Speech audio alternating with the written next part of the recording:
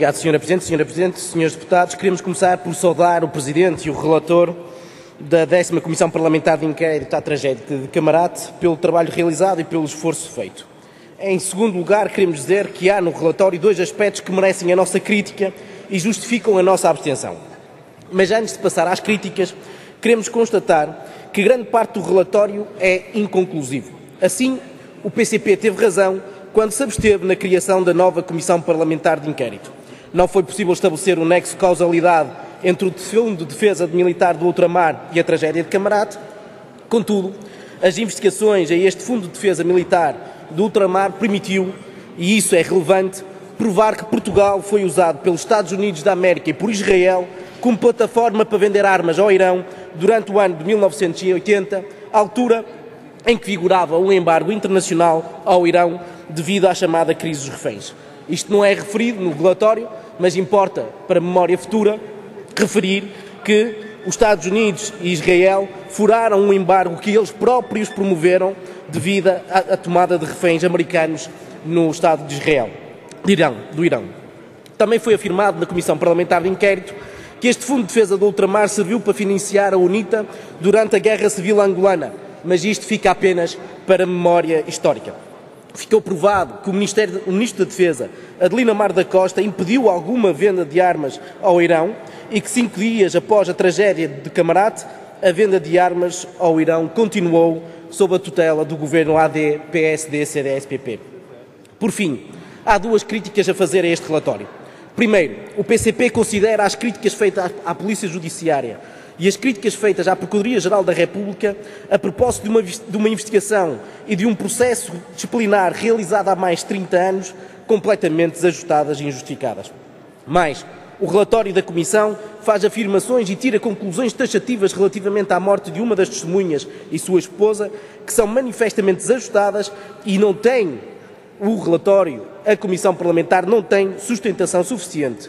Nesta parte, as conclusões da Comissão Parlamentar de Inquérito não prestigiam a Assembleia da República, não prestigiam comissões parlamentares de inquérito. O segundo aspecto que merece a nossa crítica é o seguinte. A 10ª Comissão Parlamentar de Inquérito à Tragédia de Camarate é proposta por PSD e CDS devido à existência de testemunhas que afirmam ter cometido o atentado. Estas testemunhas afirmam de forma coerente que o atentado que cometeram foi uma encomenda dos Estados Unidos da América, da CIA, por causa da venda de armas ao Irão e as tentativas de impedir essas mesmas vendas, e que foi executado por elementos ligados à CIA e à Codeco, a organização terrorista ligada à direita mais reacionária que operou em Portugal após o 25 de Abril e que se dedicou, entre outras coisas, a pôr bombas nos centros de trabalho do Partido Comunista Português. Podemos concordar que não existem outros elementos que comprovam esta teoria. O que estranhamos e criticamos é o facto do PSD e o CDS, nesta matéria, omitirem das conclusões, e as conclusões é que importam, o facto da CIA e a Embaixada dos Estados Unidos da América não terem colaborado com a Comissão Parlamentar de Inquérito. Recordo que, por iniciativa útil, legítima, importante e consensual do CDS-PP, a Comissão Parlamentar de Inquérito solicitou à CIA informações sobre um conjunto de pessoas e a CIA e o Governo dos Estados Unidos da América deliberadamente não responderam, não colaboraram. Omitir estas informações das conclusões do relatório final da 10ª Comissão Parlamentar de Inquérito à Tragédia de Camarate comprova o grau de subserviência que PSD e CDS-PP têm ao seu, afinal, não muito fiel amigo, Estados Unidos da América. Sr. Presidente, Srs. Deputados, com a presente proposta de lei, o Governo PSD e CDS mantém um embuste que a dita CRESAP, a Comissão de Recrutamento e Seleção para a Administração Pública, representa. O Governo PSD e CDS insiste em afirmar que a CRESAP é o garante da transparência e isenção na escolha dos dirigentes da Administração Pública. Dizem que a CRESAP garante a escolha pelo mérito. No entanto, a realidade demonstra o contrário. A realidade demonstra que PSD e CDS, tal como o PS no passado, continuam a escolher altos cargos dirigentes em função da cor do cartão e não em função do mérito. Os critérios subjetivos nas entrevistas, como a avaliação da capacidade de liderança e outros, são a porta para que o Governo possa escolher quem desde o início quis escolher. O PCP, Sr. Secretário de Estado, aliás, na audição com a CRESAP, com o presidente da CRESAP, demonstrou, no âmbito da segurança social, de norte a sul, pode começar a enviar e pararem no Algarve, e rapidamente chega à conclusão que os escolhidos pelo mérito são todos, ora dirigentes, candidatos a câmaras municipais, candidatos à Assembleia da República, ora do CDS, ora do PSD. É verdade, mais do CDS do que do PSD, mas isso serão idiosincrasias do próprio Ministério da Segurança Social. A verdade é que, até no Conselho Nacional, para o Conselho Nacional da Segurança Social, os 3 finalistas que surgiram pelo mérito são todos PSD e CDS-PP, demonstrando que isto não passa de uma profunda hipocrisia e continuamos a escolher os altos cargos de direção em função do cartão partidário. E, portanto, nós não alinhamos na hipocrisia e esta proposta de lei não resolve nenhum dos problemas existentes, visa assim ultrapassar obstáculos que existem para que se mantenha tudo na mesma. Não resolve o problema da destruição no concurso por via do regime de substituição, que dá uma vantagem ilegítima a quem o Governo escolhe para substituir o dirigente, não elimina os critérios subjetivos, como referi, da capacidade de liderança nas entrevistas, reduz o número de anos necessários para candidatar, no número de anos de licenciatura necessários para ser candidato, facilita a escolha pelo membro do Governo quando o concurso fica deserto. O PCP entende que se deve restringir ao máximo os cargos de nomeação e assumir essa escolha nos casos em que há necessidade de confiança política. Como dissemos no passado, faz sentido nomear o presidente de uma ARS, de uma Administração Regional de Saúde. Já não faz sentido nomear um administrador de um hospital que deve ser escolhido por concurso público. Ora, nós queremos referir que o PSD e o CDS-PP mantêm todo este problema. Em vez de restringir o número de nomeações para aqueles lugares que são de confiança, não mantém a nomeação como regra para lugares que não deveriam ser escolhidos por via da nomeação. Mas queremos referir que o PSD e o CDS-PP mantêm o tempo de nomeação de 5 anos renováveis, quando deviam-se caminhar para uma nomeação que durasse o tempo do mandato do Governo que o nomeou. E assim seríamos transparentes. Enquanto o Governo está em funções, aquele nomeado exercia as funções, depois, com a cessação de funções, deixava também de cessar funções. PSD e CDS nunca quiseram rigor e transparência e competência na administração pública. A realidade demonstra, e o facto de deixarem esta iniciativa legislativa para o último plenário possível para aprovar uma legislação, assim o evidencia, Sr. Presidente e Srs. Deputados. Sr. Presidente, Srs. Deputados, Sr. Ministro da Presidência e dos Assuntos Parlamentares. Há 3 anos, quando o debate da Lei Quadro das Fundações, o Sr. Ministro, na altura Secretário de Estado, criticou a utilização abusiva do Instituto Fundacional e as práticas perversas, a palavra foi sua, que engordaram o chamado Estado paralelo.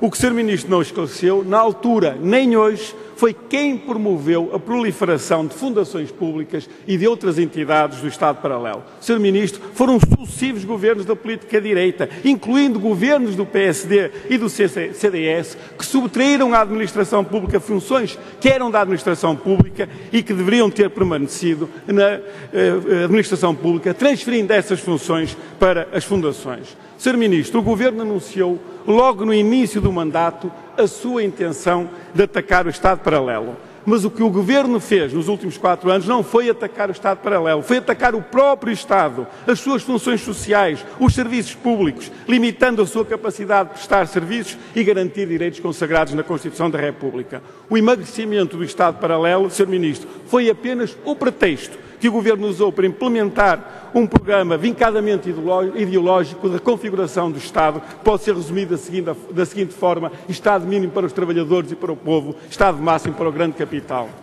Sr. Ministro, a intenção declarada pelo Governo de combater o Estado paralelo não é genuína.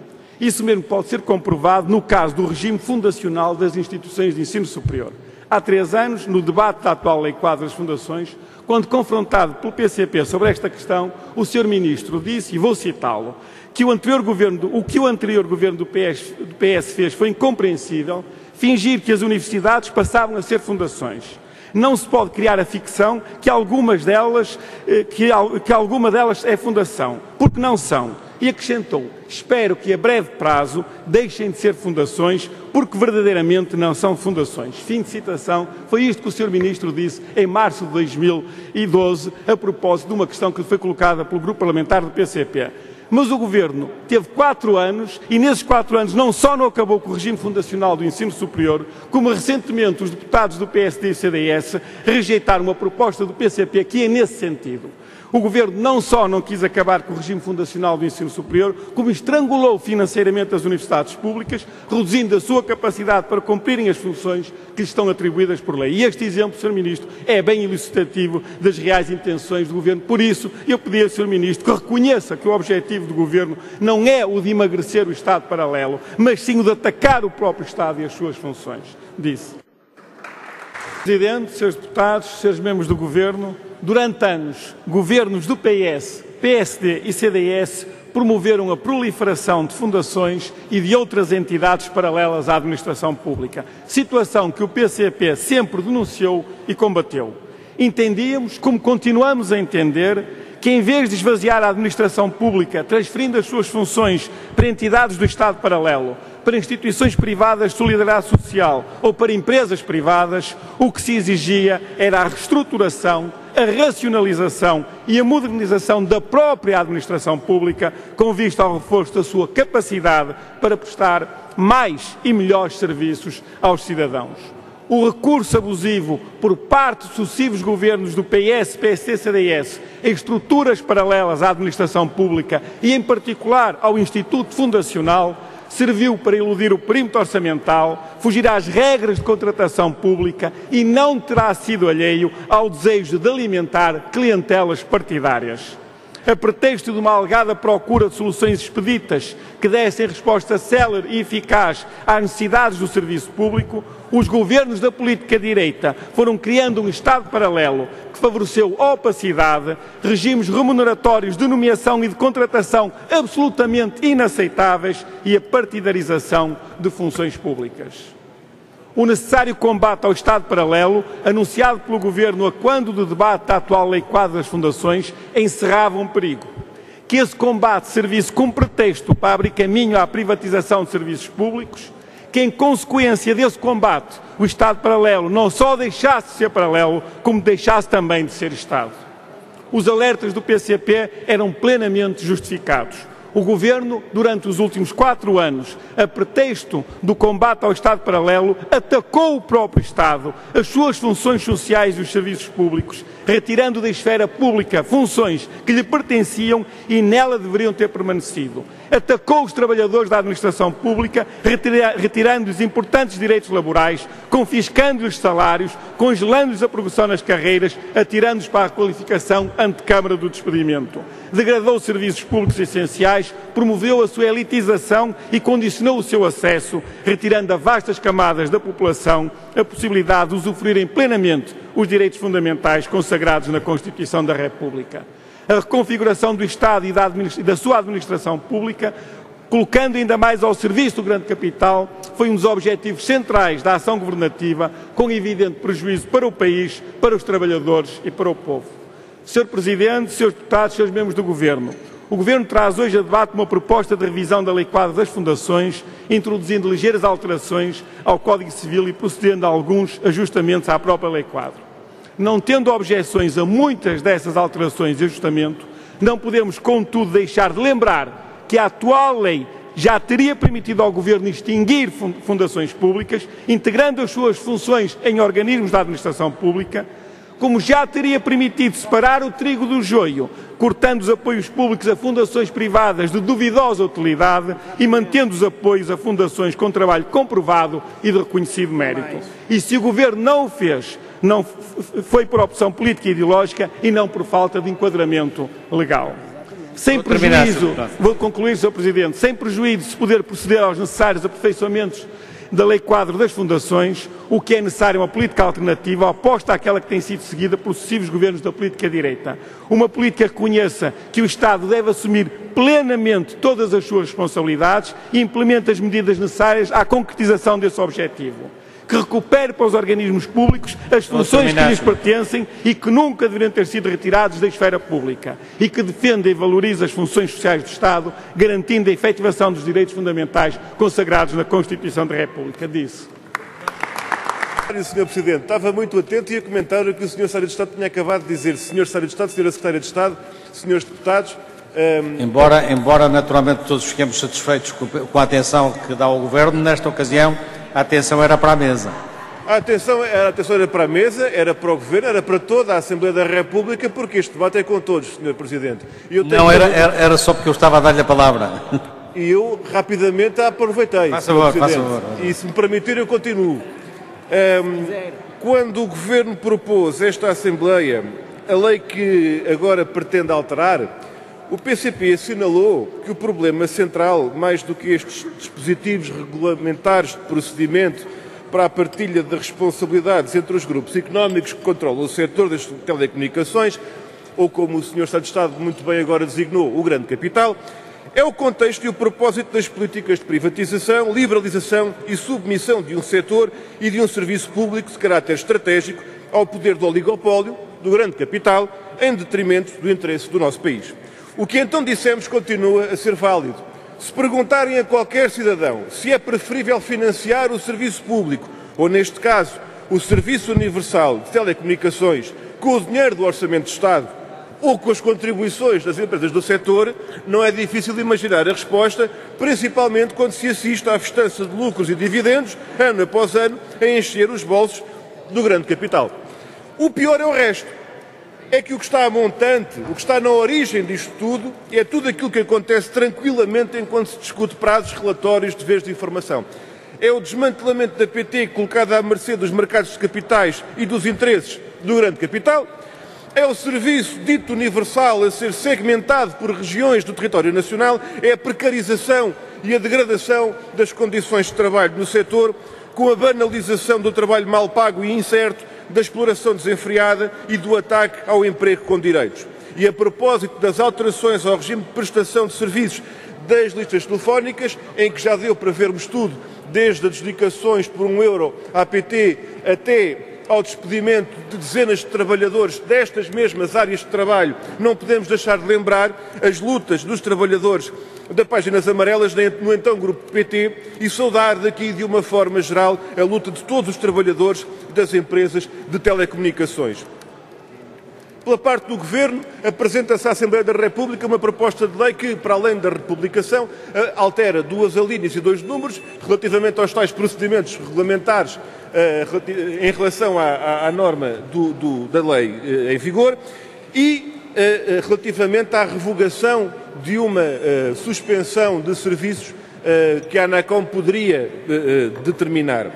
Pela parte do PCP, reiteramos o nosso empenhamento não apenas em dar voz a esta luta dos trabalhadores do setor, mas desde logo em dar-lhe consequência, em intervir e trabalhar para a adoção de uma outra política não a favor dos oligopólios, dos grupos económicos, do grande capital, mas a favor dos trabalhadores e das populações, ao serviço da coesão e da soberania nacional. É por isso que com outra política, de facto, o nosso país vai para a frente, não é com as políticas da Troika, nem da lá de fora, nem da nacional. Muito obrigado.